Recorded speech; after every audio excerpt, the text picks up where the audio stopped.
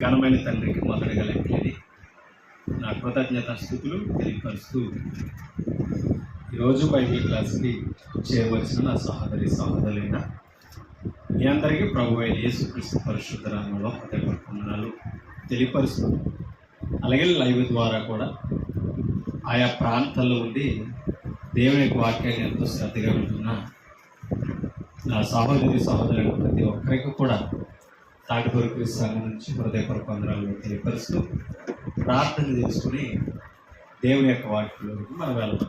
అందరూ కూడా మనం ఒకసారి తలలో వచ్చి ప్రార్థన ఇచ్చినట్లయితే ప్రార్థన చేస్తాం. సర్వోన్నతుడు సర్వశక్తివంతుడు పరమందు వాసిన తండ్రి మీకు స్తోత్రాలు. గడిచిన గురువారం నుంచి గురువారం దాకా మమ్మల్ని కాపాడి వారమంతా మీ క్షేమంలో మమ్మల్ని నుంచి స్థానిక సంఘంలో ఈ రాత్రి జరుగుతున్న బైబిల్ క్లాస్ ద్వారా మరొకసారి మీ వాక్యాన్ని వినడానికి, నేర్చుకోవడానికి, పరిశోధన చేయడానికి, మరింత జ్ఞానాన్ని మేము నేర్చుకునే అవకాశం ఈ క్లాస్ ద్వారా దయచేసి చెప్తున్న నన్ను బలపరచిన తండ్రి, మీ ఆత్మతో నింపి మీ జ్ఞానమును మాకు గ్రహించింది. అబద్ధం అసత్యం నా నోట నుంచి దూరపరిచింది. సత్యవాకులను తండ్రి మేము మాట్లాడగలిగిన సామర్థ్యం వినుచున్న సహోదరి జ్ఞాపకం చేసుకో, విని గ్రహించి అర్థం చేసుకుని వాటి ప్రకారంగా తండ్రి నడుచుకోగలిగిన క్షమాభివృద్ధికరమైన మాటలు మేము బోధించగలిగిన జ్ఞానం ఆయా ప్రాంతాల్లో ఉండి లైవ్ ద్వారా కూడా దేవుని యొక్క వాక్యాన్ని మరి మేము వినాలనే ఆసక్తితో ఎవరైతే తండ్రి లైవ్లో మీ వాక్యం విడుచు నేర్చుకునిచున్నారు, మరి తండ్రి మీ భక్తిలో బలపడుతున్నారు ప్రతి ఒక్కరిని జ్ఞాపకం చేసుకుని దీవించి ఆశీర్వదించమని, మాకు అవసరమైన మాటలు వివరించి భక్తిలోనూ విశ్వాసంలోనూ ఉన్న లోపాలు సరిదిద్దుకునే అవకాశాన్ని దయచేయండి. సమస్తమును సృష్టించిన మహాదేవుడిగా తండ్రి మేము సేవించే హృదయాలు వైపోబడి నిరంతరం మాకు దయచేయండి. యేసుక్రీస్తు పరిశుద్ధ నామం ఈ ప్రార్థన సమర్పించి వేడుకున్నాము కనుక విలువైన దేవుని సంగతులు పరిశుద్ధ గ్రంథం నుంచి మనం నేర్చుకుంటాం. దేవుడు మనకిచ్చిన అవకాశాన్ని సద్వినియోగించు. దేవుని మాటలు వినడం ఆశీర్వాదకరం. అది ఎట్టి వారికి అయినా సరే వాక్యం వినడం ఆశీర్వాదకరం. వాక్యం వినడం ఆశీర్వాదకరం ఎందుకు అంటే వాక్యము ద్వారా దేవుడు ఎవరో అర్థం. వాక్యము ద్వారానే ఈ సర్వలోకానికి నిజమైన దేవుడు ఎవరో గుర్తించుకునే అవకాశం. కాబట్టి దేవుని విషయాలు మనం తెలుసుకోవాలంటే, దేవుడు మనకు అర్థం అవ్వాలంటే దేవుని యొక్క మాటను మనం వినవలసిన అవసరం. దేవుని మాట అంటే దేవుడు అర్థం. నా గురించి తెలియాలంటే నా గురించే వినాలి. దేవుని గురించి తెలియాలంటే దేవుని గురించే వినాలి. దేవుని గురించి నేర్చుకో, దేవుడిని పరిశోధన చేయాలి. అప్పుడు దేవుడు అర్థమవుతాడు. అది మనం అర్థం చేసుకోవాలి. ఎందుకంటే ఆయన జ్ఞానం సామాన్యమైనది కాదు. ఎందుకంటే దేవుని కార్యాలు ఎలా అర్థమవుతాయి అంటే ఒక మాట మీకు చూపిస్తారు. రోమిలికి రాసిన పత్రిక మొదటి అధ్యాయంలో మనం ఒకసారి రోమ పత్రిక మొదటి అధ్యాయంలో ఒక మాట అక్కడ అపోస్తులైన పౌలు గారు రోమలో ఉన్న పరిశుద్ధులతో మాట్లాడుతున్న విషయాలను మనం ఒకసారి పరిశోధించాలి. మొదటి అధ్యాయం రోమ 20 వచ్చిన ఒకసారి మనం చదువుతాం. ఆయన అదృశ్య లక్షణం. ఆయన అనగా ఎవరో దేవుడు. ఓకేనండి. ఆయన లక్షణాలు ఎలాంటివట? దేవుని లక్షణాలు అదృశ్య లక్షణాలు. అంతేనా? ఆయన అదృశ్య లక్షణంలో, అదృశ్యము అని అంటే కంటికి కనబడనిది. మీకు అర్థమవుతుందా? దృశ్య రూపంలో అంటే సమస్తము దృశ్యమైనది, అంటే లోక సంబంధమైనది, భౌతికమైనది. కాబట్టి దృశ్యమైనవన్నీ కనబడతాయి. దేవుడు దృశ్యుడు కాదట, అదృశ్యుడు. అందుకని ఆయన లక్షణాలు కూడా ఎలాంటివి అన్నాడో అదృశ్య లక్షణం. అంటే ఆయన పనులు కూడా మానవుడు కనిపించే విధంగా ఉండవు. ఆయన అదృశ్య లక్షణములు అనగా ఆయనకి నిత్య శక్తి ఉన్నది. మీకు అర్థమవుతుందా? అంటే నిరంతరము శక్తివంతుడు దేవుడు. నిత్య శక్తి, దేవత్వము, జగతుత్పత్తి మొదలుకొని. జగదుత్పత్తి అంటే అర్థం ఏంటి? ఈ లోకం ఉత్పత్తి అయినప్పటి కానించి చెప్తున్నాడు అనమాట. ఓకేనా? జగదుత్పత్తి అంటే ఈ జగత్తు పుట్టినప్పటి నుంచే నా అర్థం.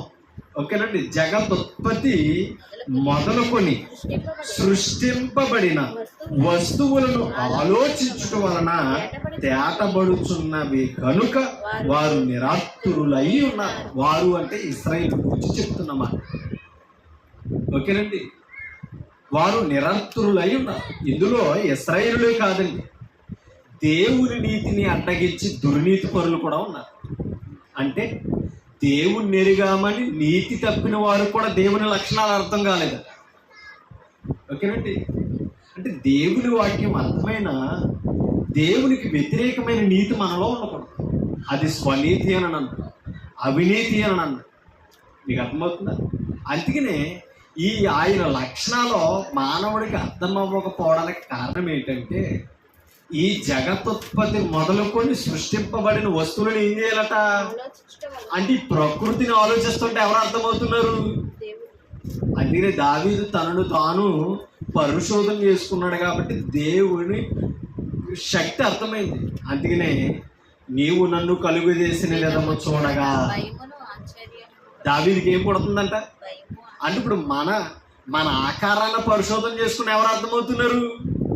దేవుడు అర్థమవుతున్నాడు. మన రూపం వెనక, మన నిర్మాణం వెనక ఎవరున్నారని మన ఉనికి దేవుడిదని అర్థమవుతుంది. అలాగే దేవుడు కాదు, నాకు నేను తల్లిదండ్రుల ద్వారా పుట్టాను, దేవుడు లేకుండా సమస్తం ఉన్నదనుకున్న వాడికట ఈ ప్రకృతిని ఆలోచిస్తే దేవుడు అర్థమవుతాడు. ఓకేనండి? ఆయన అదృశ్య లక్షణాలు అంటే అర్థం ఏంటంటే, ఇవన్నీ ఆలోచించినప్పుడు దేవుడు దృశ్యమైన వాడు కాదు, దేవుడు భౌతికమైన వాడు కాదు, మనకలాగా కొంతకాలం ఉండి నశించిపోయేవాడు కాదని పౌలు గారు రోమలో ఉన్న క్రీస్తునందున్న పరిశుద్ధులతో మాట్లాడతారు. ఓకేనా? ఎందుకు అదృశ్య లక్షణాలు చెప్తున్నాడంటే, క్రీస్తులో ఉన్నవారు భౌతికులు కాదు, ఎవరో ఆత్మ సంబంధం. అర్థమవుతుందండి? క్రీస్తులో ఉన్నవారు ఎవరు తెలుసా? ఆత్మ సంబంధులు. ఆత్మ సంబంధులకి ఆత్మదేవుడు అర్థమవ్వాలని కార్యాలు వివరిస్తారు. ఒక మాట మీకు చూపిస్తాను. ఆది కాండం 1వ అధ్యాయంలోనికి మనం వెళ్తాం. ఆది కాండము 1వ అధ్యాయం మొదటి వచనాన్ని ఒకసారి మనం చదువు. ఆది యందు దేవుడు భూమి ఆకాశములను సృజించాడు. అర్థమవుతుందా? ఆది యందు దేవుడు ఏం చేశాడట? భూమి ఆకాశములను సృజించాడు. ఆయన దేవుడు. ఓకేనండి? భూమి ఆకాశములను ఆదిను సృష్టించాడు, ఆయన నిజమైన దేవుడు అని మాట్లాడారు. ఆది యందు ఇందాకేమన్నాడు? జగదుత్పత్తి. ఓకేనా? అంటే ఈ ఆది ప్రారంభం గురించి మాట్లాడాడు. జగదుత్పత్తి అంటే ఆది పుట్టికను గురించి మాట్లాడుతాడు. ప్రకృతి ప్రారంభం గురించి మాట్లాడుతున్నాడు. ఎవరో అపోస్తుడైన పౌలు దేవుని ప్రజలతో మాట్లాడతారు. అందుకని ఇక్కడ అంటున్నాడు ఆది యందు. ఆది అనగా సృష్టి ప్రారంభం. ఆది అంటే కానీ భూమి ఆకాశము నిర్మించబడినప్పుడు ఆది అని అన్నాడు అనమాట. ఆదికి ముందేది అనాది. అనాది కాలంలో ఏమున్నాయి? అనాది కాలంలో ఏమున్నాయి? పరలోకం ఉంది, దేవుడు ఉన్నాడు. ఈ భౌతికమైనది ఏమీ లేదు. ఏముందో ఆదికి ముందంటే అదృశ్యమైనది. దృశ్యమైనది నిర్మాణమే ఆది అని అన్నాడు. అది అన్నాడు ఆది యందు దేవుడు భూమి ఆకాశములను సృజించెను. ఒకసారి 2వ అధ్యాయంలోని 4వ వచనం. 2వ అధ్యాయం 4వ వచనం. అక్కడ ఒక మాట కనబడుతుంది చూడండి. దేవుడైన యెహోవా భూమిని ఆకాశమును చేసిన దినము అదే ఆది. ఓకేనండి? దేవుడైన యెహోవా భూమిని, ఇందాకేమన్నాడు? భూమి ఆకాశములను అన్నాడు. ఆదిలో దేవుడు ఏం చేశాడు అన్నాడు? భూమి ఆకాశములు. ఇక్కడ సెపరేట్ చేసి మాట్లాడుతున్నాడు. భూమిని ఆకాశమును చేసిన దినమందు భూమి ఆకాశములు సృజించబడినప్పుడు వాటి వాటి ఉత్పత్తి క్రమము ఇదే. ఆ క్రమాన్ని కిందకి వివరించుకుంటూ వెళ్తాం. ఓకేనండి. అది అంటే ఏం చేశాడంటే భూమి ఆకాశములను చేశాడు. భూమి ఆకాశములను సృజించినప్పుడు దేవుడు నిర్మించాడండి. ఆ సృజించడమే, ఆ ప్రారంభాన్నే ఆది అని అన్నాడు బైబిల్. ఒక మాట నిర్గమకాండంలో ఉంటుంది. నిర్గమకాండంలో ఒక మాట మనకు కనబడవచ్చు. నిర్గమకాండం 31. నిర్గమకాండం 31 అధ్యాయము 17వ వచనం ఒకసారి మనం చదువుతాం. అమ్మా, నాకు అంటే ఎవరో? దేవుడు. నాకును ఇశ్రాయేలీలకును అది ఎల్లప్పుడూ గురుతయ్యుండును. అంటే ఏటో గురించి ఏలయనగా 6 దినములు యెహోవా భూమి ఆకాశములను సృజించి. మీకు అర్థమవుతుందా? 6 దినములు దేవుడు ఏం చేశాడంట అంటే, ఇప్పుడు ఆది అనేది భూమి ఆకాశములను సృజించడం అనేది ఎన్ని దినాల్లో చేశాడట? అది ఆది కాండం 1వ అధ్యాయం మనకి చెప్పింది. ఓకేనా? ఆరో దినాన్ని సృష్టి ముగింపయింది, మానవ నిర్మాణం అయింది. 7వ దినాన్ని దేవుడు ఏం చేశాడు? విశ్రమించెను. అందుకని అన్నాడు ఇక్కడ, యెహోవా భూమి ఆకాశములను సృజించి 7వ దినమున పని మాని విశ్రమించెనని చెప్పుము. ఎవరితో చెప్పాలి? ఇశ్రాయేలుతో చెప్పాలి. ఎవరు చెప్పాలి? మోషే చెప్పాలి. ఓకేనా? మీకు అర్థమైంది? ఇశ్రాయేలీయులకి దేవునికి గుర్తు ఏదట? విశ్రాంతి దినం. ఆ దినాన్ని ఏం చేశాడు అన్నాడో ఇప్పుడు రండి ఆది కాండం 2వ అధ్యాయంలో. ఆది కాండం 2వ అధ్యాయం.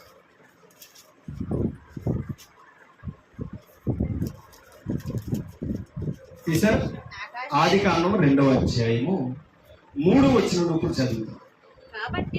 కాబట్టి దేవుడు ఆ 7వ దినమును అంటే, కాబట్టి ఎందుకు అన్నాడంటే 2వ వచనంలో అక్కడ ఆఖరి లైన్ చెప్పాడు చూడండి.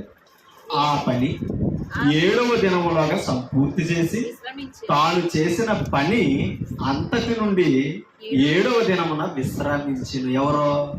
దేవుడు. విశ్రమించిన. కాబట్టి అంటే ఆయన అనుకున్న ప్రణాళికలో ప్రకృతి మానవ నిర్మాణం పూర్తయింది. కాబట్టి దేవుడు ఆ 7వ దినాన్ని, ఏ 7వ దినాన్ని అయితే ఆయన విశ్రమించాడో ఆ 7వ దినమును ఏం చేశాడంటే దేవుడు ఆశీర్వదించాడు. అంటే ఆశీర్వదింపబడిన దినమేది ఇశ్రాయేలుకి? 7వ దినం. ఆ 7వ దినము వారికి జ్ఞాపకార్థంగా ఇచ్చాడు. ఎవరు విశ్రాంతి దినముగా? దేవుని విశ్రాంతి దినముగా ఇశ్రాయేలుకి ఇచ్చారు. కాబట్టి ఇశ్రాయేలు కూడా ఏం చేయాలి? ఆ విశ్రాంతి దినాన్ని పాటించాలి. అంటే వీరు కూడా ఏం చేయాలి? పని మాని ఆ దినాన్ని సృష్టించిన వాడిని సేవించాలి. ఓకేనా? ఆశీర్వదించి పరిశుద్ధపరిచెను. అర్థమవుతుందా? ఆ దినమును ఆశీర్వదించి ఏం చేశాడంటే ఆయన పరిశుద్ధపరచెను. ఎందుకో చెప్తున్నాడు. ఎందుకు పరిశుద్ధపరిచాడంటే దానిలో దేవుడు తాను చేసినట్టు సృజించినట్టు తన పని అంతటి నుండి విశ్రమించాడు కాబట్టి ఆశీర్వదించాడు ఆ దినాన్ని. ఓకేనండి? అంటే ఇప్పుడు ఇశ్రాయేలుకి ఆశీర్వదింపబడిన దినమేది? అమ్మా, ఇశ్రాయేలుకి ఆశీర్వదింపబడిన దినమేది? 7వ దినం. ఏ దినం అది? శనివారం. అవునా? ఇశ్రాయేలు శనివారం ఏం చేయాలి? ఏ పని చేయకుండా ఆశీర్వదించిన దేవుణ్ణి పరిశుద్ధపరిచిన దినాన్ని ఏం చేయాలట? ఆరాధించాలి, ఆచరించాలి. ఇప్పుడు పరిశుద్ధ దినం ఏది? అమ్మా, ఇప్పుడు ప్రభు సిద్ధపరిచిన దినమేది? ఆదివారం పరిశుద్ధ దినం. ఓకేనా? ఎందుకు తెలుసా? ఆదివారం పునరుత్థానుడు అయ్యాడు కాబట్టి పాపులకు పరిశుద్ధత వచ్చింది. ఓకేనా? ఆ దినాన్ని ఆయన తిరిగి లేచాడు కాబట్టే విశ్రాంతి దినాన్ని యేసుక్రీస్తు ఏం చేశాడు? అమ్మా, ఆశీర్వదించాడు, పరిశుద్ధపరిచాడు. అంటే క్రైస్తవుడికి ఆశీర్వదించబడిన దినం ఏది చెప్పాలి? క్రైస్తవులకు ఆశీర్వదించబడిన దినమేది? ఆదివారం. మీకు అర్థమవుతుందా? ఆదివారం ప్రభు సన్నిధిలో ఉంటే క్రైస్తవుడికి ఆశీర్వాదం, సన్నిధి వెలుపలుంటే శాపం. అర్థమవుతుందా? మరణములకు పాత్రులు అన్నాడు. విశ్రాంతి దినాన్ని ఎవరు మీరినా కనీసం ఏం చేసినని పని చేసిన, అవునా? మరి ఆదివారం మనం ఏం చేయాలి? ఆ దినాన్ని పరిశుద్ధపరచిన వాడిని, ఆ దినమును ఆరాధించడానికి పరిశుద్ధపరచబడిన మనల్ని ప్రభు పరిశుద్ధపరచాడు. కాబట్టి మనం కూడా ఏం చేయాలి? మన పనులన్నీ మానుకొని ఆదివారం ఏం చేయాలి? ఆదివారం ఆరాధన చేయాలి. ప్రభు మనకి అప్పగించిన క్రొత్త నిబంధన పని అది. కానీ మనం ఏం చేస్తున్నాం? ఆ దినాన్ని పని చేసుకుంటాం, అవునా కాదు? ఆదివారం ఎవరి పనిగా పెట్టుకుంటున్నాం? మన పనిగా పెట్టుకుంటాం. 6 దినాలు ఎవరి పని చేస్తున్నాం? 6 దినాలు మన పనే. ఆదివారం కూడా ఎవరి పని? మరి మనల్ని 6 దినాలు కాపాడినవాడు ఒక పని చేసేవాడు ఎవరు మరి? మీకు అర్థమవుతుందా? అందుకని అన్నాడు, ఈ ప్రకృతిని ఆలోచిస్తుంటే దేవుని లక్షణాలు అర్థమవుతున్నాయని. దేవుణ్ణి ఆలోచించాలంటే మనల్ని పరిశోధన చేసుకుని లోకాల పరిశోధన చేయాలి. ఈ నిస్వ దేవుణ్ణి మనం గుర్తించలేకపోతున్నామండి. అర్థమవుతుందా? అందుకనే నిర్గమకాండంలో అన్నాడు ఏమని? 7వ దినాన్ని ఆయన ఏం చేశాడంట? ఆశీర్వదించి పరిశుద్ధపరిచాడంట. ఓకేనా? ఒకసారి ద్వితీయోపదేశకాండంలో 4వ అధ్యాయం ద్వితీయోపదేశం 4వ అధ్యాయం 26వ వచనం. ద్వితీయోపదేశకాండము 4వ అధ్యాయం 26వ వచనం. మీరు ఈ యొర్దాను దాటి, మీరు అంటే ఇశ్రాయేలు, మీరు ఈ యొర్దాను దాటి స్వాధీనపరచుకున్న బహు దేశములు అంటే కానాను దేశం గురించి మాట్లాడు. దేశములో ఉండకుండా త్వరలోనే బొత్తిగా నశించిపోదురని. ఎవరు నశించిపోతారో బొత్తిగా? ఎందుకు నశించిపోతారో చూద్దాం. నశించిపోదురని భూమి ఆకాశములను మీ మీద సాక్షులుగా ఉంచుతున్నాను. ఎవరి మీద సాక్షులుగా ఉంచాడట? దేవునికి, ఇశ్రాయేలుకి సాక్ష్యం ఏది? భూమి ఆకాశం. ఆ భూమి ఆకాశములను ఎప్పుడు సృష్టించాడు? ఆదిలో నిర్మించాడు. మీకు అర్థమవుతుందా? ప్రారంభంలో భూమి ఆకాశములను దేవుడు ఏం చేశాడంట? సృష్టించబడిన భూమి ఆకాశములను తన పిల్లల మీద సాక్షులుగా ఉంచాడు. ఎందుకు తెలుసా అమ్మా? ఎందుకు తెలుసా? మనిషి అయినా మారిపోతాడు, అవునా కదా? ప్రకృతి మారే అవకాశం అంటే అర్థమేంటి తెలుసా? దేవుని మాట వినడం మనిషి అయినా మానేస్తాడేమో తప్ప కానీ ప్రకృతి ఎప్పటికీ మానలేదు. మానిందా? ఈ ప్రకృతిలో ఏ అణువు దేవుని మాట వినడం ఇప్పుడు కూడా మానలా. అందుకనే మనుషులు నమ్మకుండా దేవుడు ఎవరు నమ్మాడు? ప్రకృతిని నమ్మాడు దేవుడు. అందుకనే మనుషుల మీద మనుషులను సాక్షులుగా పెడితే దేవుని మాట అయినా మార్చేస్తారని. ఎవరి మాటని ఎవరిని సాక్షులుగా పెట్టాడంట? అమ్మా, దేవుని మాట విని ప్రకృతిని సాక్షులుగా పెట్టాడంట. ఎవరి మీద అమ్మా? ఎవరి మీద? ఇశ్రాయేలుల మీద. అందుకనే మీరు ఈ యొర్దాను నది దాటి స్వాధీనపరచుకొని పోవు దేశములో ఉండకుండా త్వరలోనే బొత్తిగా మీరు నశించిపోదురని భూమి ఆకాశములను మీ మీద సాక్షులుగా ఉంచుతున్నాను. ఆ దేశము బహు దినములుండక మీరు బొత్తిగా నశించిపోదురు. కారణం ఏంటి అమ్మా? కారణం ఏంటి? అక్కడ ఒక మాట చెప్పాడు చూడండి. కాదు, ఒక మాట మీకు చూపిస్తాను చూడండి. 15 వచనం చదువుతాం. 15 వచనం.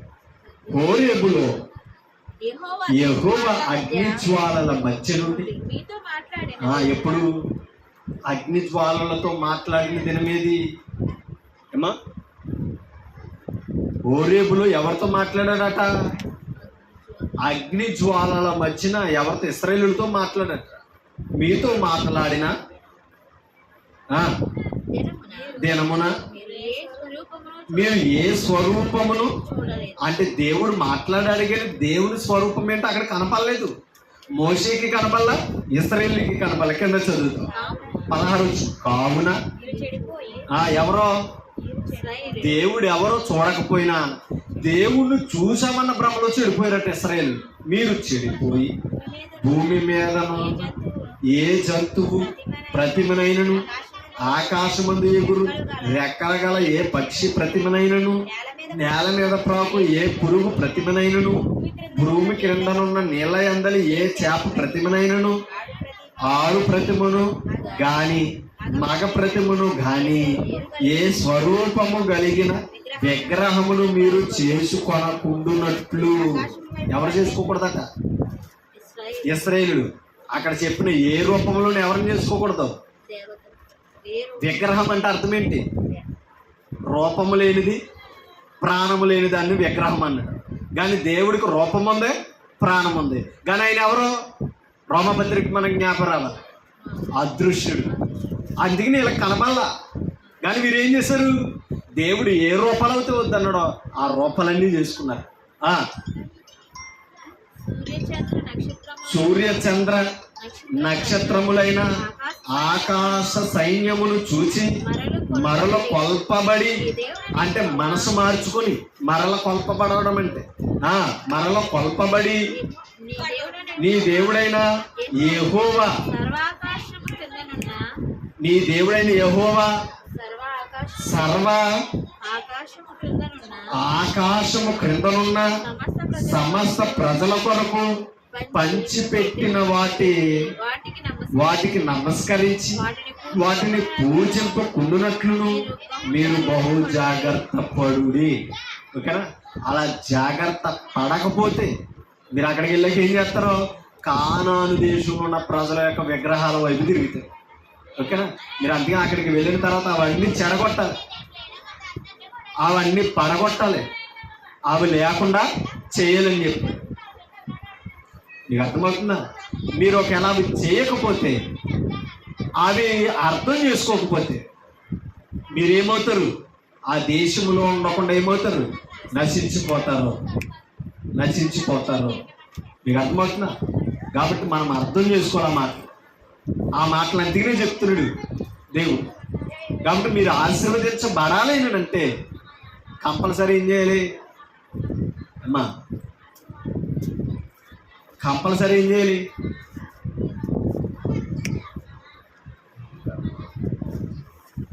మీకు అర్థమవుతుందా?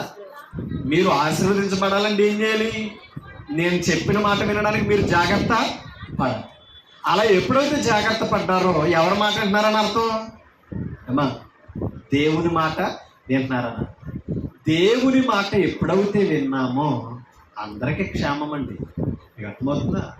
అందుకనే భూమి ఆకాశంలో మీ మీద సాక్షులు ఉంచారు. ఆదిలో సృష్టింపబడిన ప్రకృతి ఇప్పటికీ ఆయన మాట వినడం మానలా, ఆయన మీద తిరుగుబాటు చేయడం మానలా. కాబట్టి ఆదిలో ఆదాము అవ్వల దేవుడి మీద తిరుగుబాటు చేశారు. దేవుని మాట విన్నారా ఆదాము అవ్వలు? అమ్మా, మొదటి మనుషులైన ఆదాము అవ్వలు దేవుని మాట విన్నారా? మీరే. అప్పటి నుంచి ఇప్పటికి ప్రతి మనుషుడు ఎవరి మాట మీరుతున్నారు? దేవుని మాట మీరుతూనే ఉన్నారు. దేవుడు చేయమన్న దానికంటే చేయొద్దన్నదే ఎక్కువ చేస్తారు. మీరు ఆ పండు తినొద్దంటే అపవాది మాటని తిని దేవుని మాటని విడిచిపెట్టారు. అవునా కాదు? మీరు విశ్రాంతి దినాన్ని మీరకూడదని అంటే ఇశ్రాయేలు ఏం చేశారు? దినాన్ని మీరారు, పరిశుద్ధపరచబడిన దేవుని విడిచిపెట్టారు. మీరు ఏ రూపమును దేవుని చేసుకోకూడదు, మీరు దేవుడు ఎలా ఉంటారో చూడలేదు కాబట్టి అని అంటే ఆఖరికి ఏం చేశారు? వారు ఊహించిన రూపాల్లో దేవుని చేసుకొని ఈయన దేవుడు కాకపోతాడు ఏంటని భ్రమపడుతూ ఏం చేశారు? ఇశ్రాయేలు అందరూ దేవుని స్థానంలో జీవం లేని వాటిని పెట్టి దేవునికి కోపం తెప్పించారు. అందుకని అక్కడ ఒక మాట అన్నాడు, చూడండి, మీకు చూపిస్తాను. 21 వచ్చు. మరియు యెహోవా మిమ్మును బట్టి నా మీద ఎవరి మీద? మోషే మీద కోపపడ్డాడంటే ఇశ్రాయేలును బట్టి కోపపడి నేను ఈ యోర్దాను దాటకుండా దాకూడదని నీ దేవుడైన యెహోవా స్వచ్ఛముగా మీకు ఇచ్చుతున్నా ఈ మంచి దేశంలో ప్రవేశింపకూడదని ప్రమాణము చేసెను. కావున నేను ఈ యోర్దాను దాటకుండా ఈ దేశమునే చనిపోదును. మోషే అంటున్నాడు, మీ వలన నేను యోర్దాను ఆశీర్వదింపబడిన దేశాన్ని కూడా వెళ్లకుండానే చనిపోతానని అంటున్నాడు మోషే. కాబట్టి అంటే తన ప్రజలను దేవుని సన్నిధికి నడిపించడం సామాన్యమైన విషయమేమి కాదు. ప్రజలు దేవుని మాట వింటేనే జరుగుతుంది. దేవుని మాట ఏంటంటే మోషే ప్రకటించిన మాటే దేవుని మాట. ఇశ్రాయేలు మోషే మాటకు లోబడ్డారా? ఆలోచించారు. ఇవాళ సేవకుడు మాట వింటే, సువార్థికుడు చెప్పిన వాక్యం వింటే, వాక్యానికి లోబడితే కంపల్సరీ నిత్య జీవనాన్ని ఎవరో పోగొట్టుకోరు. ఎందుకు పోగొట్టుకుంటున్నారు తెలుసా? సేవకుడు మాట వినకపోవడం. సేవకుడు మాట అంటే అర్థం సేవకుడు ప్రకటించే వాక్యానికి విధేయులవ్వాలి. ఆ వాక్య జ్ఞానానికి భయపడాలి. సేవకుని నిర్లక్ష్యం చేస్తే దేవుని మాట ఎక్కడ దొరుకుతుందండి? మీకు అర్థమవుతుందా? కాబట్టి ఆయన మాటలను ఉన్నట్టుగా బోధించే సువార్థికులు ఎక్కడున్నారు? వెతుకు.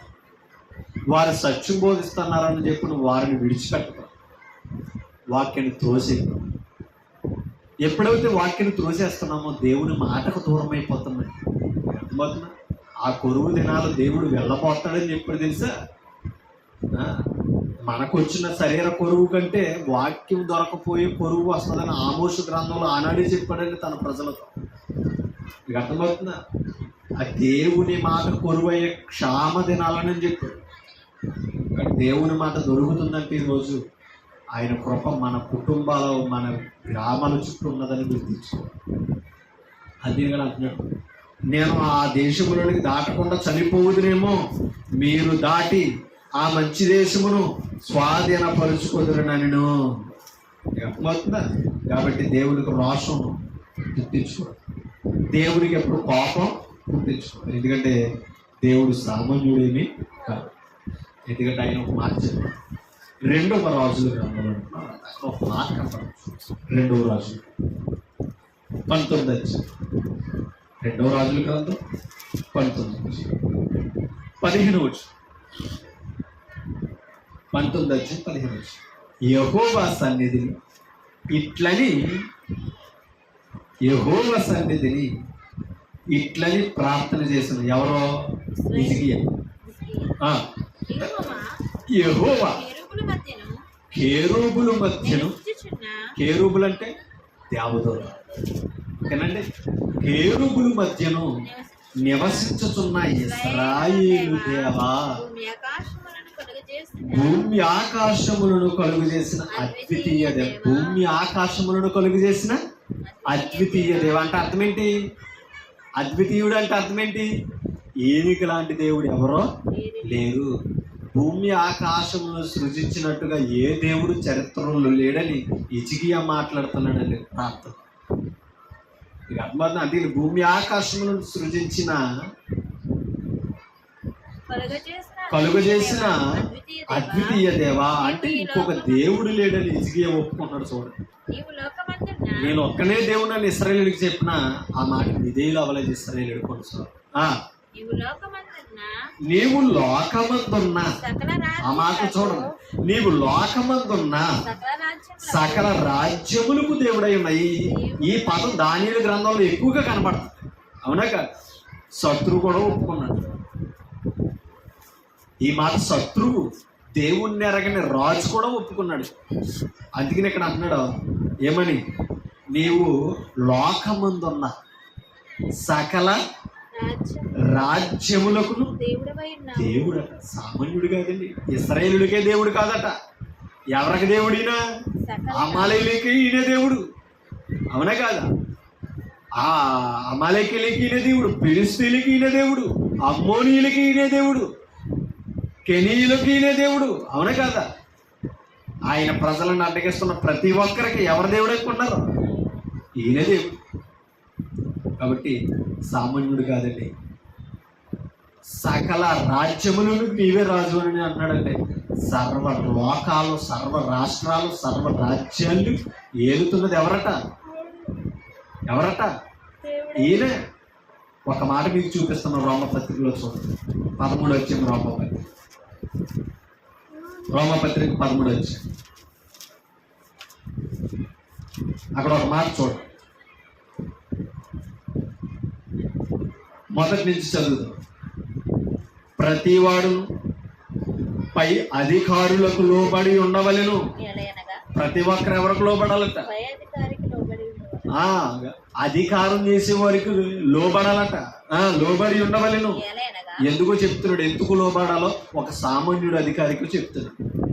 దేవుని వలన కలిగినది తప్ప మరి ఏ అధికారమును లేదు. అంటే ఇప్పుడు మీ దేవుణ్ణి ఎరగని వారు కూడా అధికారంలో ఉన్నారంటే ఎవరు నిలబెట్టారని? దేవుడే. దేవుడే నిలబెట్టాడు. అమ్మా, మనం ఎన్నిక చేసుకుంటే కాదు, మనం ఓటేయడం కాదు, మనందరి ద్వారా దేవుని నిర్ణయం తేల్చబడుతుంది. మనం అనుకుంటున్నాం మేము గెలిపించుకున్నామని అనుకున్నాం. అసలు ఆ స్థానంలో ఆ కుర్చీలో పెట్టింది ఎవరట? దేవుడు. అందుకనే మనకి నచ్చినా నచ్చకపోయినా అధికారికి ఏం చేయాలి? మనం లోబడాలి. లోబడాలి. ఎందుకని? దేవుని నుండి పుట్టిన అధికారం అది. దేవుని వలన కలిగినది తప్ప మరి ఏ అధికారము లేదు. ఉన్న అధికారములు దేవుని వలన నియమింపబడి ఉన్నవే. ఆ నియమాలు ఒక్కొక్కరి చేత ఏర్పరచాడు దేవుడు. ఇక అర్థమవుతుందా?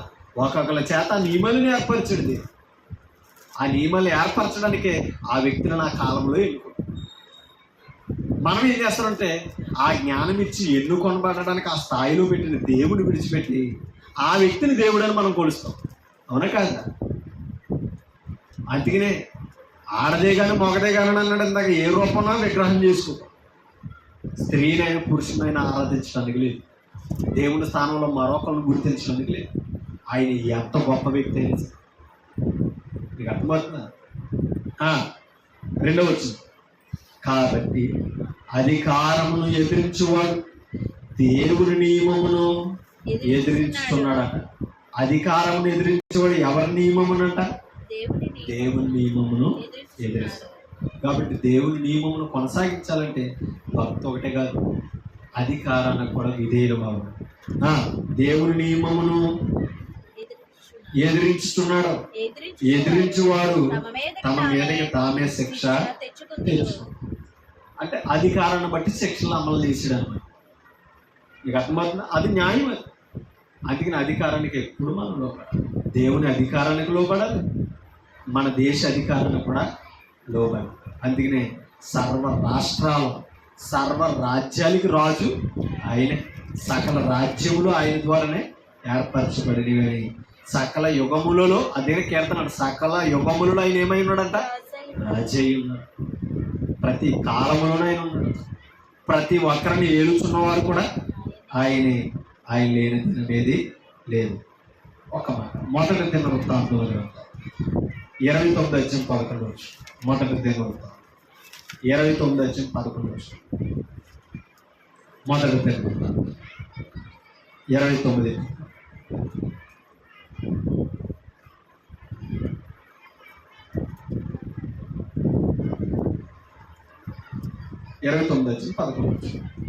యెహోవా భూమి ఆకాశముల యందు సమస్తమును. సమస్తం ఎవరి వశంలో ఉందట? దేవుని వశములో. అందుకని భూమి ఆకాశములు నీ వశముందు. భూమి ఆకాశముల యందు సమస్తమును నీ వశం. మహత్యమును పరాక్రమమును ప్రభావమును తేజస్సును ఘనతయు ఎవరికే? అద్వితీయ దేవునికి, ఆ ఒక్క దేవునికి చెల్లుచున్నవి.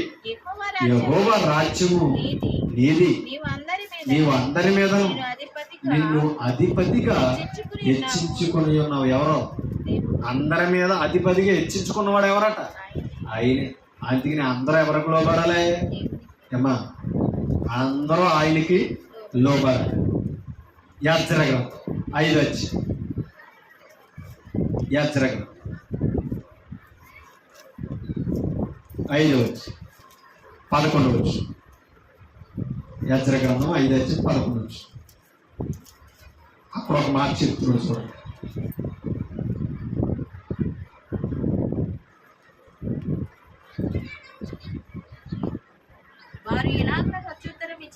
వారు ఇలాగున ప్రత్యుత్తరం ఇచ్చిరి,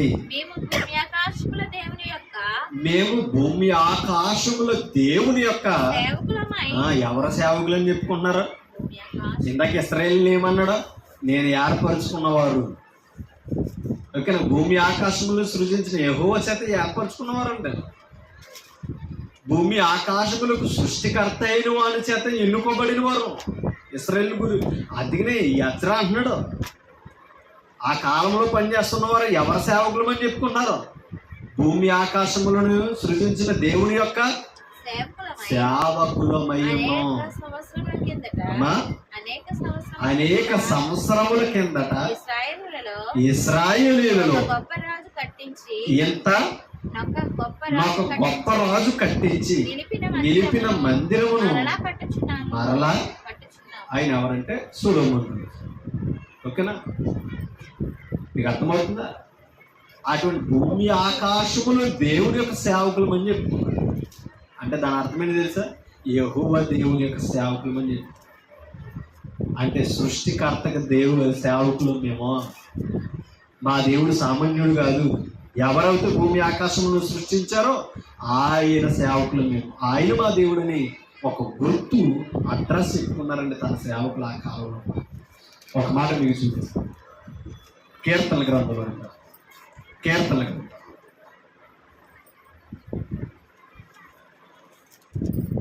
69 కీర్తన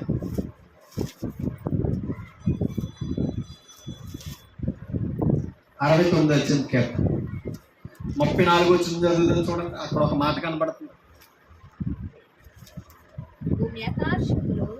భూమి ఆకాశములు ఎవరిని స్తుతిస్తున్నాయంట? భూమి ఆకాశములు ఎవరిని స్తుతిస్తున్నాయంట? దేవుని స్తుతిస్తున్నాయి. దేవుని స్తుతించును కాక అమ్మా సముద్రములను వాటి యందు సంచరించుచున్న సమస్తమును ఎవరిని స్తుతిస్తున్నాయంట? అంటే ఇప్పుడు సర్వలోకం ఎవరిని స్తుతిస్తున్నాయి? కానీ స్తుతించలేని వారు ఎవరో? మనుషుడి దేవుడిని స్తుతించలేకపోతున్నాడు. దేవునికి ఇవ్వాల్సిన మహిమను ఆయనకి ఇవ్వలేకపోతున్నాడు. అందుకని భూమి ఆకాశములను ఎందుకు ఇశ్రాయేలు మీద సాక్షులుగా పెట్టాడు తెలుసా? ఆయన గుర్తిస్తున్నాయి, ఆయన స్తుతిస్తున్నాయి. ఆయన భయపడి స్తుతిస్తున్నాయి కాబట్టి ప్రకృతికి ఆయుష్ కాలం పెరుగుతుంది. మన కాదు, మన ఆయుష్ కాలం ఎందుకు తగ్గుతుంది తెలుసా? ఆయన మరిచిపోతున్నాం కనుక, ఆయన స్తుతించలేకపోతున్నాం కనుక, ఆయన విడిచిపెడుతున్నాం కనుక. అందుకనే ఇక్కడ మాట చెప్తున్నాడు, భూమి ఆకాశములో ఆయన ఏం చేస్తున్నాయి? స్తుతిస్తున్నాయి. సముద్రంలో వాటిలో ఉన్న సమస్తమును ఏం చేస్తున్నాయంట? దేవుణ్ణి స్తుతిస్తాం. ప్రకృతిలో ప్రతి అణువు దేవుని స్తుతిస్తుంటే దేవుని స్తుతించే వాటిని మనుషులు స్తుతిస్తున్నారు. అందుకని వాటిని ఎక్కడ మీరు చేసుకోకూడదని చెప్పాడో లేదు ద్వితీయోపదేశకాండం. కాబట్టి దేవుణ్ణి స్తుతించేది సర్వము అయితే మనుషులేమో సర్వమును సృష్టించిన కర్తను పక్కనెట్టేసి ఈ సర్వంలో ఏదో ఒక రూపాన్ని ఇశ్రాయేలుగా ఆలోచిస్తూ ఇవాళ యేసుక్రీస్తు స్థానంలో విగ్రహాన్ని పెట్టి ఆరాధించే పరిస్థితులు ఇవాళ క్రైస్తవులమైన మనము చూస్తాం. కాబట్టి దేవుడి అదృశ్యుడు, ఆత్మస్వరూపుడు, ఆయన లక్షణాలను మనం మార్చకూడదు. రూపం లేని వారికి మనం రూపాలను ఊహించుకొని పెట్టకూడదు. లేకపోతే దేవుని ఉగ్రతకు పాలవుతాం. అది మనం గుర్తించాలి. ఒకసారి ఇర్మియా గ్రంథంలో 23:24 వచ్చి ఇర్మియా గ్రంథం 23:24 వచ్చి యెహోవా సెలవిచ్చిన మాట ఏదనగా నాకు కనబడకుండా రహస్య స్థలములలో దాగగలవాడెవడైనా. నిజమే కదా మరి, దేవుని చేతి నుండి దాక్కోవడానికి ఎక్కడైనా దాక్కోగలమా? అది ఆకాశంలోకి వెళ్ళినా నువ్వు అక్కడ ఉన్నావు, ఆకాశమునకి ఎక్కినా నువ్వు ఉన్నావు. దేవుడు లేని స్థలం అంటూ ఆయనకి కనబడని స్పష్టమును రహస్యం ఏది లేదట. నేను భూమి ఆకాశముల ఎందంతట ఉన్నవాడను. ఎంత గొప్ప ప్రశ్న చూసారా? భూమి ఆకాశముల ఎందంతట ఉన్న వాడను కానా? ఇదే యెహోవా. అంటే ఆయన మాట ప్రతి స్థలములోనూ ఉంది. ఆయన మాట వెళ్ళే ప్రతి చోట ఆయన ఉన్నాడు. అది ఆయన ఎక్కడ ఉన్నాడని గుర్తించామో అక్కడ ఆయనకి మహిమ దొరుకుతుంది. ఆయన లేని చోట ఆయనకి మహిమ ఉండదు. ఆయన ప్రతి చోట ఉన్నాడు కానీ ఆయన ఉన్న చోటను గుర్తించలేకపోతాడు. నీకు అర్థమవుతుంది? ఇప్పుడు మన మధ్యన ఆయన ఉన్నాడు. ఎక్కడ 2-3 నా నామమున కూడి ప్రార్థిస్తారో అక్కడ ఉంటానని అంటే ఆయన్ని వెతకలేని పరిస్థితులు మనం ఆయన ఉన్నా ఆయన్ని గుర్తించి ఆయన దగ్గరికి రాలేని పరిస్థితుల్లో మనం ఉన్నామనేసి ఇక్కడ మనకు అర్థమవుతుంది. ఓకే, ఒక మాట మీకు చూపిస్తాను. ప్రకటన గ్రంథం 20:11. ప్రకటన 20:11. మరియు ధవలమైన మహాసింహాసనమును దాని యందు ఆసీనుడై ఉన్న ఒకనని అంటే క్రీస్తుని చూచి తిని భూమి ఆకాశము ఆయన సముఖము నుండి అంటే ఆయన సింహాసనుడు ఆసీనుడై ఉండగా ఆయన ముందు నిలబడడానికి భూమి ఆకాశాలకు శక్తి ఉంటుంది. మీకు అర్థమవుతుందా? ఆయనని కర్త. ఆయన సముఖము నుండి అంటే ఆయన ఎదుట నుండి ఏమవుతున్నాయంట? భూమి ఆకాశములను పారిపోయి ఆయన ముందు నిలవలేని ప్రకృతికి మనం నమస్కరిస్తాం. మీకు అర్థమవుతుంది? ధవలమైన సింహాసనం మీద ఆయన ఆసీనుడై ఉన్నప్పుడు భూమి ఆకాశం నుండి ఆయన నుండి ఏమైనాయి అంట? పారిపోతున్నాయి. ఆయన ముందు నిలవలేని ప్రకృతికి మనం నమస్కరిస్తాం. మీకు అర్థమవుతుంది? అందుకనే ఈ భూమి ఆకాశంలో ఏమైపోతాయని అన్నాడు? లయమైపోతాయి. పేతురుపత్రికలు లయమైపోతాయి అన్నాడు. లోకమును దాని ఆశ గతించిపోతాయని యోహాను గారు తెలియపరిచారు. కానీ నిలబడేది ఏంటంటే తెలుసా? ఆయన ఏర్పరుచుకున్న స్థానం ఒకటి ఉన్నదండి. 21 మొదటి వచ్చింది. అంతట నేను ఇవన్నీ ఆయన సముఖం నుంచి పారిపోతుంటే ఆయన ముందు నూతనమైనది చూసాడంటే యోహాను గారు. అంతట నేను క్రొత్త ఆకాశమును క్రొత్త భూమిని చూచాడట. చూచి తిని మొదటి ఆకాశము మొదటి భూమి గతించిపోయాను, సముద్రమును అంటే లోకం కూడా లేదు, ఎక్కడూ లేదు. మరి నేను నూతనమైన యెరూషలేము అను ఆ పరిశుద్ధ పట్టణం తన భర్త కొరకు అలంకరింపబడిన పెండ్లి కుమార్తె వలె పరలోకము నుండి దిగి వచ్చిందంట. పెండ్లి కుమార్తె వలె సిద్ధపడి పరలోకమందున్న దేవుని యొద్ద నుండి దిగి వచ్చుట చూచి తిని అదే వధువైన సంఘం. మీకు అర్థమవుతుందా? ఆ నూతన యెరూషలేము ఎవరంటే క్రీస్తు సంఘం. ఆ క్రొత్త భూమి క్రొత్త ఆకాశం ఎవరని అంటే సంఘం. సంఘములో ఉన్న పరిశుద్ధులే నూతన సృష్టి. ఓకేనా? ఎవడైనా క్రీస్తునందు ఉన్నాయాడ వాడు ఎవరని చెప్పాడు? పౌలు చెప్పాడు. నూతన సృష్టి క్రైస్తవుడేనండి. ఈ పాత సృష్టిలో శాశ్వతమైనది. ఇంకా చెప్పాలంటే దేవుడు ఎవరని చెప్పాడు? అమ్మా, అదృశ్యుడు. సంఘం దృశ్యమైనదా అదృశ్యమైనదా? చెప్పాలి. అదృశ్యమైనది. అమ్మా, సంఘం ఆత్మ సంబంధమైనది తప్ప కానీ భౌతిక సంబంధమైనది కాదు. ఆ సంఘమే నూతనమైన యెరూషలేము, నూతనమైన ఆకాశం, నూతనమైన భూమి. అదే అదృశ్యమైనది. ఇవాళ దృశ్యమైన మనల్ని క్రీస్తు అదృశ్యులుగా మార్చాడు. ఆయన అదృశ్య లక్షణములు. ఓకేనా? భూమి ఆకాశములను ప్రకృతిని ఆలోచిస్తుంటే అర్థమవుతున్నాయి. ఇవాళ క్రైస్తవుడికి క్రీస్తు ఎవరు అర్థం అవ్వాలంటే సంఘం అర్థమవుతుంది, క్రీస్తు అర్థమవుతుంది. ఓకేనా? ప్రకృతిని చదువుతుంటే అర్థమవుతుందంట. సంఘములోకుంటూ వస్తే, సంఘములో ఉంటే ఈ నూతన సృష్టి చెప్తుంది ఆయన లక్షణాలు ఏంటి. అవునా కాదు?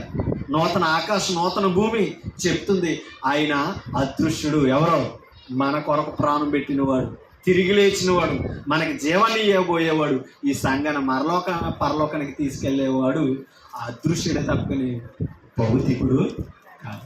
ఇది మనం అర్థం చేసుకున్నప్పుడే మనకు అర్థం. కాబట్టి దేవుడు ఏ సంబంధి కాదు, పరలోక సంబంధి. ఆయన ఎరిగిన వారు కూడా పరలోక సంబంధులుగానే ఉండాలి తప్పని భూ సంబంధులుగా ఉండకూడదు.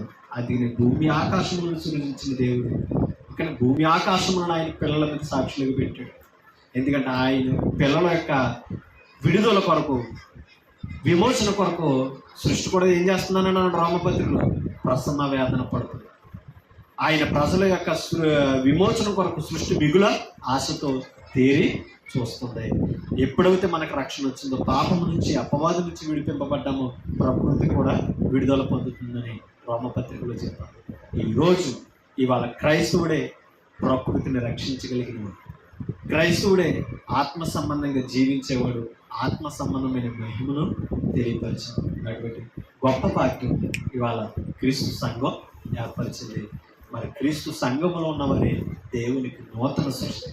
ఆ సృష్టి నశించిపోయేది కాదు, గతించిపోయేది కాదు. ఆ సృష్టిలో మనల్ని వృక్షాల్లో పెట్టి నీటి కాలంలో ఎవరనో నాటబడిన చెట్టు వలె పోల్చాడు. అటువంటి ఆత్మస్వరూపులుగా మనం సంఘములు ఎదుగుతూ ఆయన మహిమను గుర్తిస్తూ ఆయనకి చెందవలసిన మహిమను ఇవ్వాలని నన్ను నేను హెచ్చరించుకుంటూ మిమ్మల్ని హెచ్చరిస్తూ ఓపికను మీ అందరికీ హృదయపూర్వకంగా తెలియపరిచి మాట్లాడుతూ ముగిస్తాను. Thank you.